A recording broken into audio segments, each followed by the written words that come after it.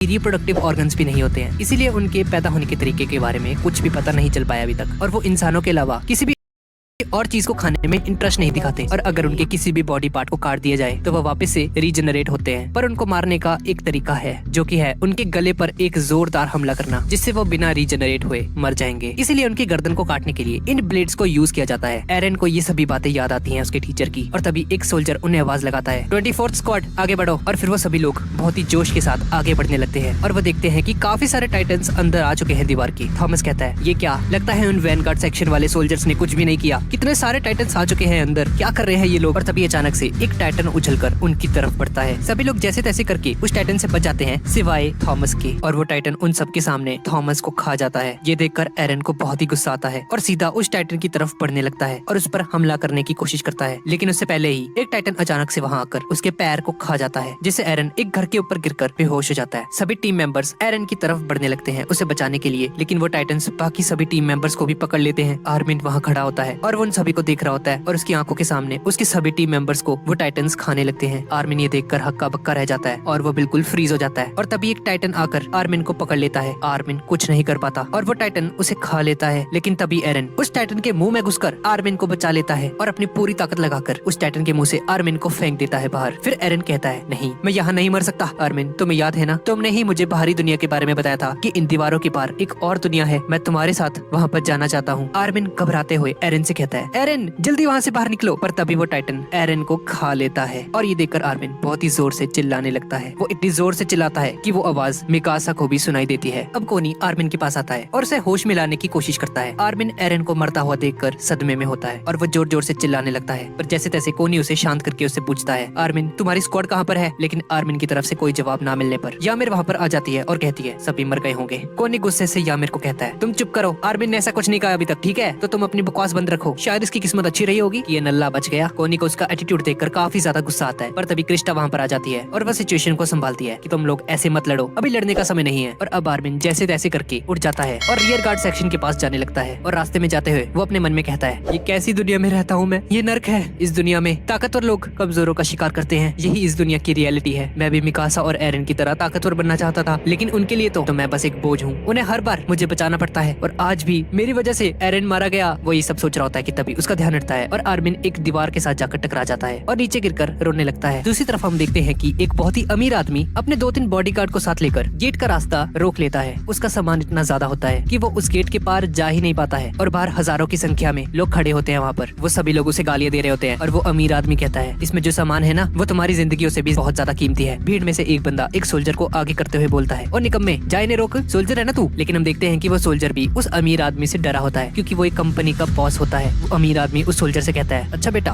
मुझे रोकेगा तू, जो तो खाना खाता है ना, वो मैं ही दिलाता हूँ तुझे। और तभी धरती कांपने लग जाती है और एक टाइटन उनकी तरफ बढ़ने लगता है बहुत ही तेजी से, जिसे देखकर वहाँ मौजूद सभी के सभी लोग डर जाते हैं और वहाँ हंगामा मच जाता है। वो सभी लोग उस गेट के अंदर जाने की कोशिश करने लगते हैं और तभी पीछे से कुछ सोल्जर्स आकर उस टाइटन को मारने की कोशिश करते हैं, लेकिन वो टाइटन बहुत ही ज्यादा तेज होता है। उनमें से एक सोल्जर कहता है, ये एबनॉर्मल टाइटन है, बस भागता जा रहा है पागलों की तरह। और तभी मिकासा वहाँ पर आ जाती है और वो काफी तेजी से आगे जाकर उस टाइटन को मार देती है। और उसको मारने के बाद उसकी नजर उस गेट पे पड़ती है जहाँ बहुत सारे लोग इकट्ठा होते हैं। और वो अमीर आदमी उससे कहता है, मिकासा तुम बिल्कुल सही टाइम पर आए हो, इन सभी लोगों को मेरी मदद करने के लिए बोलो, इसके बदले में मैं तुम्हें बहुत ज्यादा इनाम दूंगा। ये सुनकर मिकासा कहती है, यहाँ मेरे साथी मर रहे हैं क्योंकि शहर खाली करने में देर हो रही है। वो बंदा बोलता है, अरे आखिर उनको मरना ही है, उनकी यही तो ड्यूटी है, सिटीजन्स की हिफाजत करना। उस बंदे की इस बात से मिकासा बहुत ही ज्यादा गुस्सा हो जाती है और वो उस आदमी की तरफ बढ़ते हुए कहती है, मेरी ड्यूटी है सिटीजन्स की रक्षा करना। ये सुनकर वो अमीर बंदा कहता है, ये कैसे बात कर रही हो तुम, मैं तुम्हारे बॉस का भी बॉस हूँ, मैं उसे कहकर तुम्हारी ऐसी की तैसी करवा दूंगा। पर तभी मिकासा उसके 2 आदमियों को मारकर अपनी तलवार उस आदमी के गर्दन पर रख देती है। वो बंदा डर जाता है, उस सामान को हटवा देता है और वो सभी लोग गेट से अंदर जाने लगते हैं। अब मिकासा वहाँ से चली जाती है और मिकासा की टीम का कैप्टन उसे कहता है, तुमने बहुत ही बढ़िया काम किया मिकासा। और अब हमें मिकासा की लाइफ स्टोरी को दिखाया जाता है, जिसमें वो अपने परिवार के साथ बैठी होती है। मिकासा अपनी मम्मी से पूछती है, मम्मी बच्चे कैसे होते हैं। ये सुनकर उसकी मम्मी से कहती है, मुझे नहीं पता बेटे, अपने पापा से पूछ लो। उसके पापा से कहते हैं, बेटा मुझे भी नहीं पता, क्यों ना तुम अपने अंकल जेगर से पूछ लो, वो आज आने वाले हैं। और तभी किसी के दरवाजा खटखटाने की आवाज आती है और उन्हें लगता है कि शायद डॉक्टर जेकर आ चुके हैं। और घर के बाहर हम एरन और उसके पापा को देखते हैं। एरन के पापा बार बार दरवाजा खटखटाते हैं पर कोई भी जवाब नहीं मिलता। एरन के फादर गिरिशा अंदर जाने लगते हैं और अंदर देखकर वो हैरान रह जाते हैं क्योंकि वहाँ मिकासा की मम्मी और उसके फादर की लाश पड़ी होती है। ये देखकर एरन हक्का बक्का रह जाता है। एरन के फादर उसे कहते हैं, मैं मिलिट्री ब्रिगेड वालों को बुला कर लेकर आता हूँ, तुम पहाड़ के नीचे मेरा इंतजार करो। और फिर दूसरी तरफ हम लोग देखते हैं कि कुछ लोग मिकासा को अपने घर में बांध रखे होते हैं। वो आपस में बात करने लगते हैं, क्या इस लड़की की कोई कीमत मिलेगी हमें, क्या लगता है तुम्हें? फिर दूसरा बंदा उस पर भड़कते हुए कहता है, तेरे को इसकी मॉम को किसने मारने को कहा था बे? असली माल तो वो थी। ये सुनकर मिकासा भी थोड़ी देर पहले हुए हादसे को याद करने लगती है जहाँ उसके फादर वो दरवाजा खोलते हैं ये सोचकर कि बाहर डॉक्टर जेगर होंगे, लेकिन बाहर कुछ अनजान 3 लोग होते हैं जो कि सबसे पहले उसके फादर को मारते हैं। ये देखकर उसकी मम्मी टेबल पर पड़ा एक सीजर उठाकर उन लोगों को मारने के लिए आगे बढ़ती है और उन्हें रोकते हुए मिकासा से कहती है, मिकासा यहाँ से भाग जाओ जल्दी। और वो आदमी एक कुल्हाड़ी से उसकी मम्मी को भी मार देता है और उस बंदे का साथी पीछे से चिल्लाते हुए कहता है, अरे पागल, ये क्या कर दिया तूने? सिर्फ बाप को मारना था, इसकी मॉम को थोड़ी। तो मैं क्या करता, ये मुझे मारने वाली थी अभी। वो दूसरा बंदा कहता है, चलो बहाने मत बनाओ, इस दूसरे लड़के को पकड़ लो जल्दी। मिकासा ये सब याद करते हुए प्रेजेंट मोमेंट में आती है और तभी एरन वहाँ पर आ जाता है और एक आदमी एरन के पास जाकर उसे कहता है, ओ बच्चे, यहाँ क्या कर रहे हो तुम? एरन कहता है, माफ करना, मैं जगह भटक गया था और मुझे बस ये एक घर दिखा तो मैं यहाँ गया। ये देखकर वो दोनों के दोनों कुछ इशारा करते हैं एक दूसरे को, जिसके बाद वो बंदा बहुत ही प्यार से एरन से कहता है, तुम्हें ऐसे जंगल में नहीं भटकना चाहिए बेटे, बाहर बहुत सारे भेड़िए हैं, अगर हमारे साथ रहोगे तो सुरक्षित रहोगे बेटा। और तभी एरन उस बंदे के पेट में चाकू घोंप देता है जिससे वो आदमी मर जाता है। जिसके बाद वो दूसरा बंदा कुल्हाड़ी लेकर बाहर निकलता है पर एरन उस बंदे को भी मार देता है और लगातार उस पर वार करता रहता है। एरन बहुत ही ज्यादा गुस्से में होता है और एरन को ऐसा करता हुआ देखकर मिकासा हैरान रह जाती है और वो उसकी रस्सी काटते हुए मिकासा से पूछता है, क्या तुम ठीक हो? और तभी वो तीसरा बंदा वहाँ पर आ जाता है और एरन का गला दबाते हुए उसे कहता है, ये सब तुमने किया ना लड़के, अब तुम मरने वाले हो। लेकिन एरन मिकासा से कहता है, लड़ो मिकासा, खुद की जान बचाने के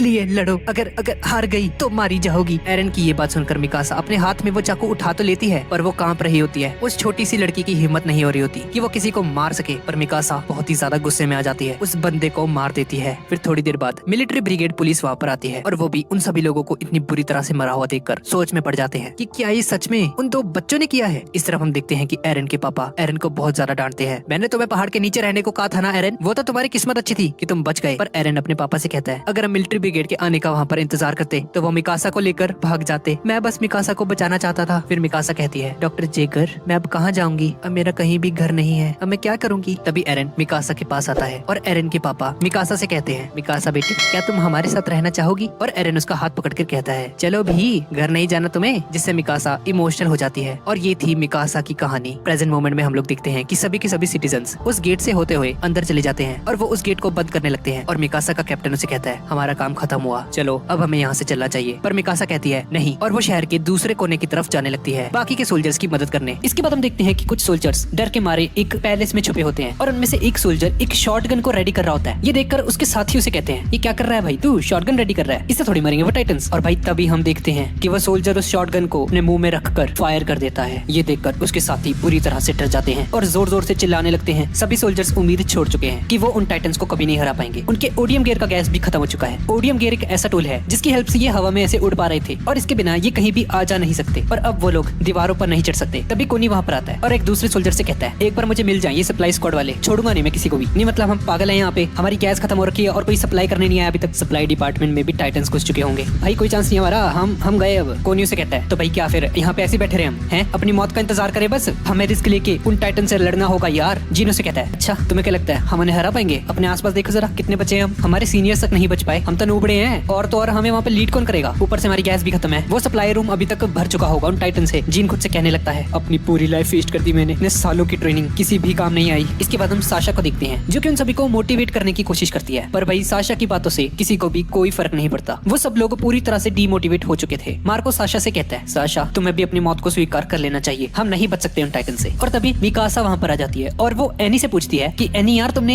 एरन को देखा कहीं पे? मुझे उसकी स्क्वाड का कोई भी मेंबर नहीं दिखा अभी तक। एनी उसे कहती है, नहीं मिकासा मैंने उसे नहीं देखा। तभी राइनर उसे कहता है, हाँ मिकासा आर्मिन को देखा था मैंने, वो देखो वो वहाँ पर बैठा है। वो मिकासा आर्मिन के पास जाती है और वो आर्मिन से पूछती है, आर्मिन तुम्हें चोट तो नहीं आई ना, तुम तो यहाँ हो पर एरन कहाँ पे है, मुझे वो कहीं नजर नहीं आ रहा। पर आर्मिन मिकासा की बातों का कोई भी जवाब नहीं देता। आर्मिन की हिम्मत नहीं हो रही थी कि वो मिकासा को बताए। आर्मिन थोड़ी सी हिम्मत जुटाकर मिकासा से कहता है, मिकासा मुझे छोड़कर 34th ट्रेनिंग कॉर्प्स में से कोई नहीं बचा, सब के सब अपनी ड्यूटी निभाते हुए शहीद हो गए। और ये सुनकर सभी के सभी लोग और भी ज्यादा डर जाते हैं और उन्हें लगता है कि अगर वो भी टाइटन्स के साथ ऐसे ही फाइट करते रहे तो उनका भी यही इंजाम होने वाला है थोड़ी देर में। फिर फिर आर्मिन उसे कहता है, मिकासा मुझे माफ कर दो, एरन मुझे बचाते बचाते मरा है। मिकासा आर्मिन से कहती है, ये वक्त रोने का नहीं है, जो कुछ भी हुआ उसमें तुम्हारी गलती नहीं थी। और अब इसके बाद मिकासा मार्को से पूछती है कि अगर हम हेडक्वार्टर के आसपास वाले टाइटन्स को मार दें तो हम हेडक्वार्टर के अंदर जाकर अपनी गैस को फिर से रिफिल कर सकते हैं और फिर से दीवारों पर चढ़ना शुरू कर सकते हैं। मार्को से कहता है, हाँ मिकासा, लेकिन यार मुझे नहीं लगता तुम उन सबको मार सकती हो। मिकासा उसे कहती है, तुम सब लोग यहाँ पर बस कायरो की तरह बैठे रहो और मैं उन सभी को मार कर आती हूँ, कोई मेरे पीछे नहीं आएगा। और मिकासा की ये बात सुनकर कुछ लोग भड़क जाते हैं कि ये ऐसे कैसे बोल रही है, हमें ये क्या समझती खुद को है, तुम हीरोइन मत बनो ज्यादा, अगर हम उन टाइटन से फाइट नहीं करेंगे तो हम कभी नहीं जीत पाएंगे। और ये बोलकर मिकासा वहाँ से चली जाती है और मिकासा का जज्बा देखकर जीन भी मोटिवेट हो जाता है और वो भी मिकासा को सपोर्ट करने उसके पीछे चला जाता है। और भाई देखते ही देखते सभी के सभी लोग एक एक करके मिकासा और जीन के पीछे जाने लगते हैं और मिकासा उन सभी के सभी टाइटन्स को आसानी से मार रही होती है। आर्मिन मिकासा को देखकर समझ जाता है कि मिकासा बाकियों के मुकाबले ज्यादा गैस यूज कर रही है और उसकी गैस थोड़ी ही देर में खत्म होने वाली है। और मुझे लगता है कि एरन की मौत का मिकासा पर काफी गहरा असर पड़ा है, इसलिए वो काफी गुस्से में है इस वक्त। और तभी देखते ही देखते मिकासा की गैस खत्म हो जाती है और वो एक घर की छत से जाकर टकराती है और अपने मन में कह रही होती है, सब खत्म हो गया, मैंने एरन को खो दिया, अब मुझ में हिम्मत नहीं दोबारा से शुरू करने की, मुझे लगता है मुझे सुसाइड कर लेना चाहिए। और तभी एक टाइटन वहाँ पर आने लगता है मिकासा को मारने के लिए। मिकासा जीने की उम्मीद खो चुकी थी और वो अपने हथियार नीचे करके अपनी आंखें बंद कर अपने घुटनों पर बैठ जाती है और अपनी मौत के आने का इंतजार करती है। और जैसे ही वो टाइटन मिकासा को पकड़ने लगता है तो मिकासा ऑटोमेटिकली उससे बचने की कोशिश करने लगती है और मिकासा को खुद समझ नहीं आता कि ये वो क्या कर रही है, वो तो मरना चाहती थी ना अभी, तो वो इससे बच क्यों रही है। और तभी दूसरी तरफ से एक और टाइटन वहाँ पर आने लगता है। दरअसल मिकासा को एरन की वही बात याद आती है जो एरन ने उससे बचपन में कही थी, लड़ो मिकासा,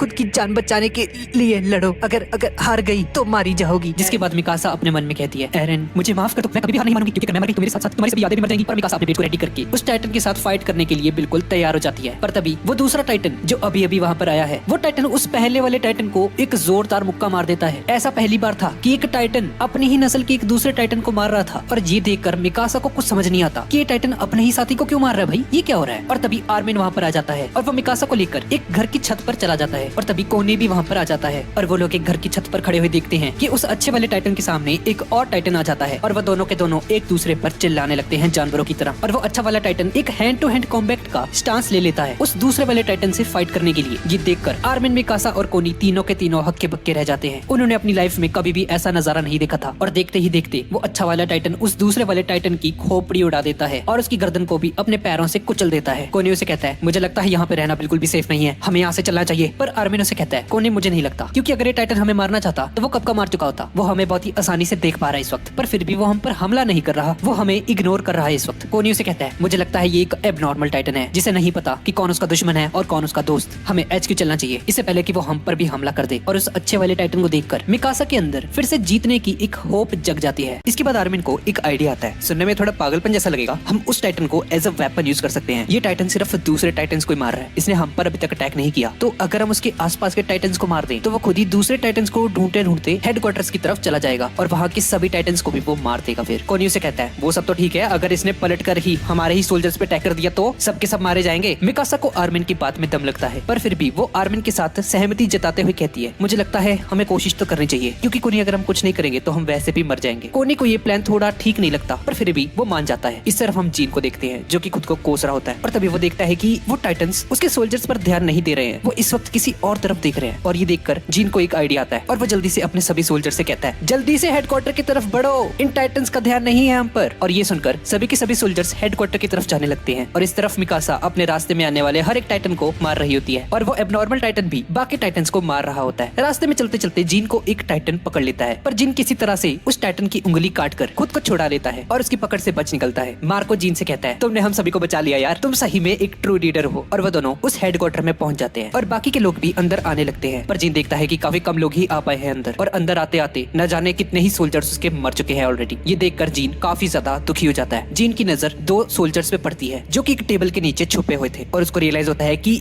ये लोग सप्लाई स्क्वाड वाले हैं। जीन को गुस्सा आ जाता है और वो इन पर हमला करने लगता है और कहता है, तुम कायरो ने हम सबको छोड़ दिया वहाँ पे मरने के लिए, हमने तुम्हें गैस लेकर आने को कहा था ना तुम्हारी। जीन काफी ज्यादा गुस्सा हो जाता है और एक दूसरा सोल्जर उसे संभालता है। वो सप्लाई स्क्वाड वाले सोल्जर्स उसे बताते हैं, हम क्या करते, सप्लाई स्टेशन में टाइटन्स घुस चुके थे, हम तो खुद अपनी जान बहुत मुश्किल से बचा पाए हैं। और तभी एक टाइटन अपना सिर उस दीवार में घुसाने लगता है जिसकी वजह से वहाँ पर हंगामा मच जाता है। सभी लोग और भी ज्यादा डर जाते हैं। जीन भी अब बुरी तरह से डर चुका है और अपने मन में कहता है, हम कभी नहीं जीत सकते टाइटन से। वो दोनों के दोनों टाइटन्स जीन को देख रहे होते हैं और जीन अपने मरने का इंतजार करने लगता है, लेकिन तभी वो अच्छा वाला एबनॉर्मल टाइटन वहाँ पर आ जाता है और उन दोनों के दोनों टाइटन्स पर हमला करके उन्हें जमीन पर पटक देता है। ये देखकर जीन भी चौंक जाता है और इसके बाद मिकासा, आर्मिन और कोनी भी वहाँ पर आ जाते हैं और जीन मिकासा को जिंदा देखकर काफी ज्यादा खुश हो जाता है और काफी हैरान भी होता है। कोनी आर्मिन को शाबाशी देता है, वाह भाई प्लान काम कर गया तेरा। और कोनी जीन को बताता है, वो जो तुम टाइटन देख रहे हो ना सामने, ये बाकी के टाइटन्स को मार रहा है, ये एक एबनॉर्मल टाइटन है, अगर हम इसका सही से यूज करें तो हम इन टाइटन से जीत सकते हैं। लेकिन जीन कोनी से कहता है, कोनी क्या हो गया तुम्हें, इन पागलों के साथ रहकर तुम भी पागल हो चुके हो। पर मिकासा उसे कहती है, हम पागल नहीं है, ये प्लान जरूर काम करेगा, मुझे आर्मिन पर पूरा भरोसा है। जरा देखो तो उस टाइटन को कैसे मार रहा है वो बाकी के टाइटन्स को, वो हमारा काम काफी आसान बना रहा है और फिलहाल जिंदा रहने का यही एक रास्ता है। और तभी जीन कुछ बॉक्सेस लेकर आता है और उन्हें कहता है, गाइस हमें मिलिट्री पुलिस ब्रिगेड के कुछ हथियार मिले हैं, क्या इनसे कुछ बात बन सकती है। आर्मिन उसे कहता है, भाई अभी तेरे को जो मिले असला, बारूद, तलवार जो मिले उठा ले भाई। आर्मिन उन सभी सोल्जर्स को अपना प्लान बताता है। नीचे 3-4 मीटर के 7 टाइटन्स हैं जिन्हें हम इन बंदूकों से अंधा बना सकते हैं। हम कुछ सोल्जर्स को लिफ्ट से नीचे भेजेंगे और जैसे ही वो टाइटन्स उन सोल्जर्स के करीब आ जाएंगे, वो इस गन से उन लोगों को शूट करके उन्हें अंधा कर देंगे और फिर 7 सोल्जर्स जो कि ऊपर साइड लाइन पर छुपे होंगे, उन टाइटन्स के अंधे होने पर उनकी गर्दन पर वार करके उन्हें मार देंगे। वो वार काफी खतरनाक होना चाहिए। अगर ये प्लान सक्सेसफुल रहा तो हम 7 टाइटन्स को एक साथ मार सकते हैं और ये 7 सोल्जर्स सबसे बेस्ट होने चाहिए। रेनर उसे कहता है, मुझे तुम्हारा प्लान काफी पसंद आया कोनी। एनी भी उसके प्लान से काफी ज्यादा इंप्रेस होती है और इसके बाद वो लिफ्ट तैयार हो जाती है और वो सभी लोग इस प्लान को फॉलो करने लगते हैं और फिर कुछ सोल्जर्स उस लिफ्ट से नीचे जाते हैं और अपनी शॉटगन्स को रेडी कर लेते हैं और अब वो टाइटन्स उनके पास आने लगे हैं, जिससे कुछ लोग तो काफी ज्यादा डर जाते हैं। पर मार्को उन सभी को सही मौके का इंतजार करने को कहता है। वो जैसे ही उनके पास आएंगे उन्हें तभी उन पर हमला करना है, उससे पहले नहीं। और ऊपर की तरफ साइड लाइन्स में वो 7 सोल्जर्स अपनी पोजीशन में पूरी तरह से रेडी थे और अपने मन में सोच रहे होते हैं, कोई गड़बड़ नहीं होनी चाहिए वरना हम सबकी जान खतरे में हो सकती है, पूरी पावर का यूज करना होगा उस एक बार में। देखते ही देखते वो टाइटन्स काफी करीब आ जाते हैं। मार्को सभी को रेडी रहने के लिए कहता है और सही मौका देखकर वो लोग उन टाइटन्स पर शूट कर देते हैं, जिससे प्लान के अकॉर्डिंग वो सभी के सभी टाइटन्स अंधे हो जाते हैं और ऊपर साइड लाइन पर खड़े हुए वो 7 सोल्जर्स तेजी से जाकर उन टाइटन्स पर हमला कर देते हैं और उन सभी के सभी टाइटन्स को मार देते हैं। पर उन 7 में से कोनी और साशा नाकाम हो जाते हैं और वो उन टाइटन्स को नहीं मार पाते और एक टाइटन साशा की तरफ बढ़ने लगता है उसे खाने के लिए। और तभी मिकासा वहां आकर उस टाइटन को मार देती है और एनी भी उस दूसरे वाले टाइटन को मार देती है। साशा मिकासा से सॉरी कहती है और उसे कहती है, शुक्रिया मिकासा, तुमने मेरी जान बचा ली। जीन अपने सोल्जर से कहता है, यो गाइस हमने कर दिखाया, चलो अब सब लोग अपनी गैस टैंक्स भर लो, हमें बाकी टाइटन्स को भी मारना है। सभी लोग काफी ज्यादा मोटिवेटेड हो जाते हैं क्योंकि ये उनकी पहली जीत थी उन टाइटन्स के खिलाफ और सभी लोग अपने गैस टैंक्स भरकर उस हेडक्वार्टर से बाहर आ जाते हैं। पर आर्मिन मिकासा को देखता है जो कि एक घर पर खड़ी होकर किसी को दिख रही होती है। आर्मिन उसके पास जाकर उसे कहता है, अरे चलो यार क्या हो गया तुम्हें, क्या देख रही हो। मिकासा कहती है,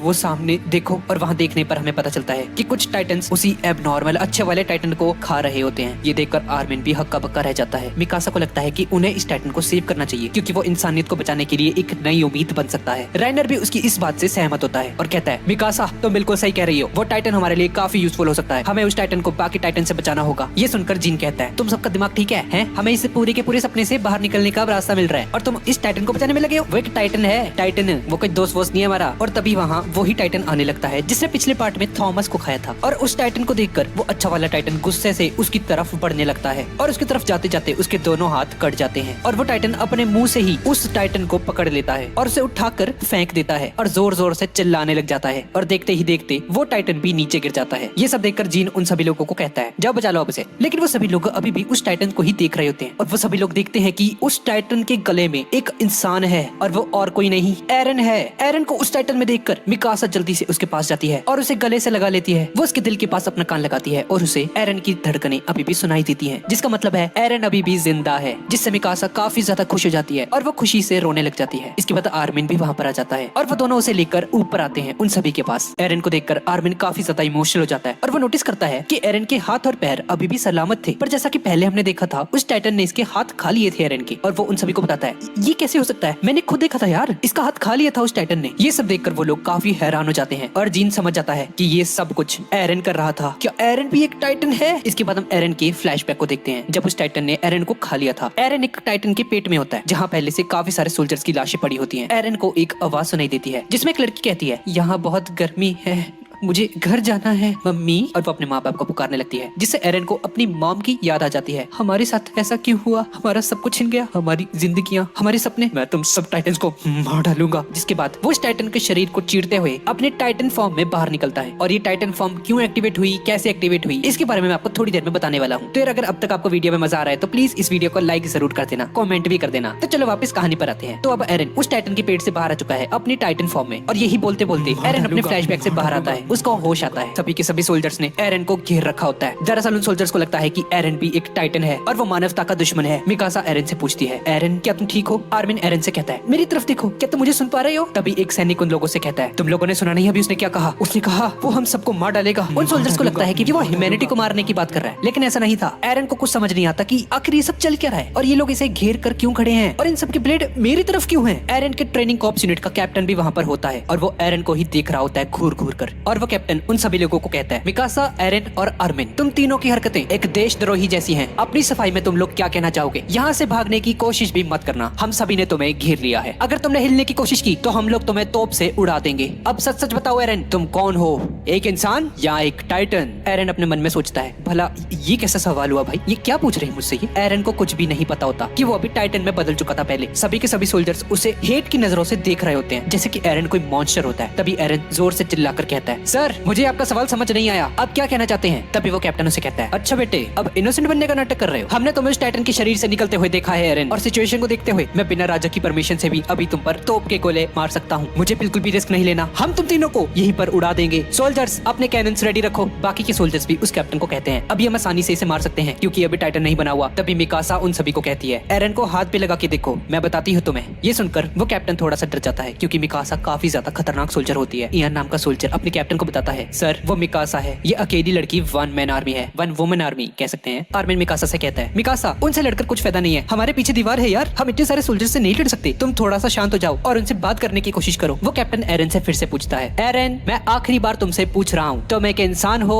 या एक टाइटन? एरन काफी सोच समझकर उस कैप्टन से कहता है, मैं एक इंसान हूँ सर। पर वो कैप्टन एरन की बात का यकीन नहीं करता और उसे कहता है, सॉरी एरन, पर मैं तुम पर बिल्कुल भी भरोसा नहीं कर सकता। और वो कैप्टन उस कैनन को चलाने के लिए अपना हाथ ऊपर कर देता है। मिकासा एरन को लेकर वहाँ से भागने की कोशिश करती है, लेकिन तभी एरन को अपने गले में मौजूद वो चाबी दिखाई देती है जो कि उसके फादर ने उसे दी थी। वो फ्लैशबैक में देखता है कि उसके फादर उसे वो चाबी देते हुए कहते हैं, एरन इस चाबी को हमेशा अपने पास रखना, इसे कभी मत खोना, इससे तुम्हें याद आएगा कि तुम्हें कैसे भी करके उस बेसमेंट में जाना है। जैसा कि हमने पहले पार्ट में देखा था कि एरन के फादर ने उसे बोला था कि मेरा इंतजार करना, मैं तुम्हें अपने बेसमेंट में छुपा हुआ एक राज के बारे में बताऊंगा। पर उसके फादर कभी लौटे ही नहीं। एरन के फादर ने एक इंजेक्शन भी लगाया होता है एरन को। अभी तुम्हें कुछ भी समझाना बेकार रहेगा एरन, इस इंजेक्शन से तुम्हारी याददाश्त धुंधली हो जाएगी। मैं तुम्हें एक ऐसी कैपेबिलिटी दे रहा हूँ जो तुम्हें उन टाइटन से फाइट करने में बहुत ही ज्यादा हेल्प करेगी। तुम्हें कैसे भी करके वॉल मारिया पहुंचकर हमारे घर के बेसमेंट में जाना होगा, वहीं तुम्हें सभी सवालों के जवाब मिलेंगे। इसी के साथ एरन उस फ्लैशबैक से बाहर आता है और तभी वो सोल्जर्स उस कैनन को फायर कर देते हैं उन तीनों पर और एरन अपने हाथ को जोर से काटता है। यार ये तो बिल्कुल माय हीरो एकेडमिया की तरह है। इन फ्यूचर उस एनिमे को भी कवर करेंगे जिसकी वजह से वहाँ एक बिजली सी कड़कती है और कैनन की वजह से एक जोर का ब्लास्ट होता है। वहाँ पर हर तरफ स्मोक होती है और हम मिकासा और आर्मिन को देखते हैं जो कि काफी शॉक में होते हैं। वहाँ मौजूद सभी के सभी सोल्जर्स हक्के बक्के रह जाते हैं और वो सभी सोल्जर्स देखते हैं कि वहाँ टाइटन का एक कंकाल पड़ा हुआ है जिसने आर्मिन और मिकासा को बचा लिया था उस कैनन का धमाका। और एरन की ट्रांसफॉर्मेशन एक टाइम पर होती है जिसकी वजह से एक बहुत ही बड़ा सा ब्लास्ट होता है वहाँ पर और उस ब्लास्ट की साउंड बाकी के सोल्जर्स को भी सुनाई देती है जो कि वॉल के उस तरफ थे। उन सभी लोगों को लगता है कि क्या टाइटन्स अंदर तो नहीं आ गए फिर से, जिसके बाद राइनर उसी लोकेशन पर जाने लगता है। ब्रेथ होल्ड और एनी भी उसके पीछे पीछे जाने लगते हैं। वहाँ पर पहुंचने के बाद वो चारों लोग सिचुएशन को देखकर बहुत ही ज्यादा घबरा जाते हैं। एक स्केलेटन टाइप टाइटन जिसके आसपास बहुत ही ज्यादा स्मोक होती है, इस चीज को देखकर सभी सोल्जर्स बहुत ही ज्यादा डर जाते हैं। उस स्केलेटन के अंदर आर्मिन भी बहुत ही ज्यादा डरा होता है। मिकासा और उसे बताती है, आर्मिन मुझे लगता है एरन ने हमें बचाने के लिए ये सब किया। इसके बाद एरन अपनी आंखें खोलता है, सीधा जाता है आर्मिन और मिकासा के पास उन्हें चेक करने की क्या वो ठीक है। और आर्मिन एरन से पूछता है,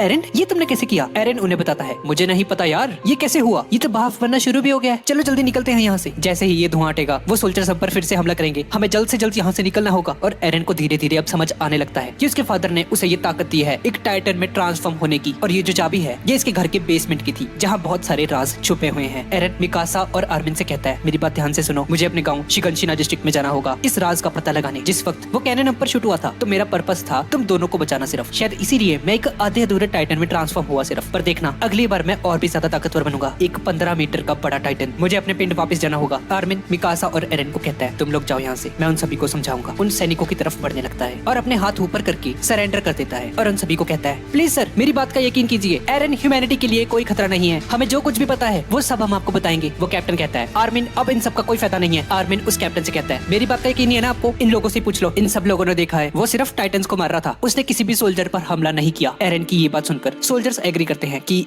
ये सही कह रहा है यार, एरन ने हम पर हमला नहीं किया था, वो सिर्फ टाइटन्स को मार रहा था। इसीलिए वो सोल्जर्स अपने ब्लेड्स और शॉटगन्स को नीचे कर देते हैं। पर वो कैप्टन कहता है, ये मेरा ऑर्डर है, आर्मिन पर अभी हमला करो। भाई ये कैप्टन कितना बेकार बंदा है यार। सोल्जर्स को कैप्टन कैप्टन की बात माननी पड़ती है और वो फिर से उस पर हमला करने के लिए अपनी शॉटगन्स और ब्लेड्स को रेडी कर लेते हैं। आर्मिन पूरी तरह से टूट जाता है कि कुछ फायदा नहीं हुआ, मैंने नहीं मना पाया। आर्मिन आखिरी बार ट्राई करता है और उसे सल्यूट करते हुए कहता है, सर मैं एक सच्चा सोल्जर हूँ, प्लीज मुझ पर यकीन कीजिए, मैं ह्यूमैनिटी का रक्षक हूँ। अगर हम एरन को मिलिट्री के साथ ज्वाइन कर ले तो हम उन सभी के सभी टाइटन्स को हरा पाएंगे, प्लीज मेरा यकीन कीजिए। और बाकी के सोल्जर्स भी उस कैप्टन को कहते हैं कि सर मुझे लगता है हमें आर्मिन की बात को मान लेना चाहिए। पर यार ये कैप्टन अब भी नहीं मानता और अपना हाथ उठाने लगता है फिर से इन पर हमला करने के लिए। पर तभी कमांडर पिक्सिस वहाँ पर आ जाता है और उसके हाथ को पकड़ लेता है और पिक्सिस उस कैप्टन से कहता है, कैप्टन क्या तुमने उस सोल्जर का दिल से किया हुआ सैल्यूट नहीं देखा? इस सिचुएशन के बारे में मेरे कॉमरेड ने सब कुछ एक्सप्लेन कर दिया है और मुझे लगता है हमें एक बार तो इनकी बात सुननी चाहिए। ये सुनकर आर्मिन खुशी से रोने लग जाता है और फिर एरन, मिकासा और आर्मिन एक घर की छत पे जाते हैं और कैप्टन पिक्सिस को सब कुछ बताते हैं। ये सुनकर कमांडर पिक्सिस उसे कहता है, तुम लोग फिक्र मत करो, मैं तुम्हारी प्रोटेक्शन की पूरी जिम्मेदारी लेता हूँ। ये सुनकर वो तीनों खुश हो जाते हैं। फिर कमांडर पिक्सिस आर्मिन से कहता है, आर्मिन जो भी तुमने कहा था कि तुम मिलिट्री के साथ एरन को ज्वाइन कर सकते हो और सभी टाइटन्स का सफाया कर सकते हो, क्या ऐसा पॉसिबल है या तुमने वो सिर्फ अपनी जान बचाने के लिए बोला था? आर्मिन कहता है, दोनों ही कमांडर। दरअसल मैं ये सोच रहा था कि एरन अपनी टाइटन फॉर्म का यूज करके बड़े से पत्थर को उठाकर उस दीवार में हुए छेद को सील कर सकता है जहाँ से ही वो टाइटन्स अंदर आते हैं। पिक्सिस एरन से पूछता है, बेटे क्या तुम उस गेट को सील कर सकते हो? ये सुनकर एरन उसे कहता है, एरन अपनी कंट्री को बचाना चाहता था इसलिए पूरे जोश के साथ उस कमांडर से कहता है, यस कमांडर मैं करूंगा ये, सर मैं अपनी पूरी कोशिश करूंगा। कमांडर पिक्सिस एक बड़ी सी दीवार के ऊपर जाता है और बहुत ही जोर से अटेंशन बोलता है। वो इतनी जोर से अटेंशन बोलता है कि आधे लोग तो उसकी आवाज सुनते ही पूरी तरह से घबरा जाते हैं। सभी के सभी सोल्जर्स उसे गौर से देख रहे होते हैं। उन सभी सोल्जर्स को कहता है, अब मैं तुम सभी सोल्जर्स को एक प्लान बताने जा रहा हूँ। हमारा मकसद होगा उस बड़े से होल को